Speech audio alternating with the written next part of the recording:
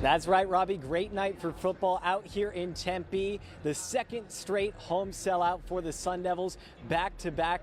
I don't know how long it's been since that happened to start a season. Lots of energy around the Valley. Activate the Valley, as Kenny Dillingham says. Heck, they set a student attendance record last week or 2 weeks ago rather, with over 14,000 students in the stands, and they're going to need everyone's support tonight, coming off a difficult, heartbreaking loss to Mississippi State last weekend down in Starkville, and now they're going to especially need Sam Levitt to get back in rhythm. After he started last week 1 for 7 to start the game against the Bulldogs, finishing with under 100 passing yards for just the second time in his ASU career.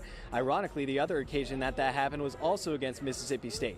But when you flip it back to the last time Levitt was on this field here in his Tempe turf, he put up over 330 total yards and 4 combined touchdowns. So now the focus is to get with Levitt back in his home element to get him back in rhythm.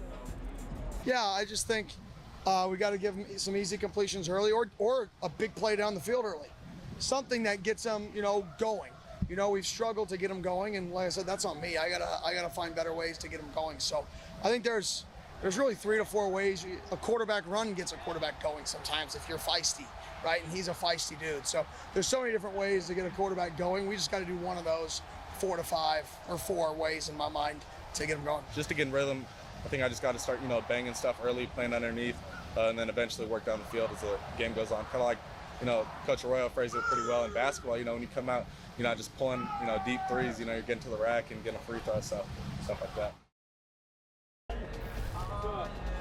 Well, Sam, basketball season is still a little ways away, but Sun Devil hockey, that's just around the corner, starting in a couple of weeks, and you can catch all of the action right here on Fox 10, your official home for ASU hockey all season long. You can catch all the games there, and fans got a sneak peek of the team today. First year in the NCHC last season, and lots of excitement for this upcoming year. They got a brand new hallway decked out. They brought back Colin Potter, who is a first-round pick, the first ever NHL first-round pick for the Sun Devils. So good sneak peek of the team.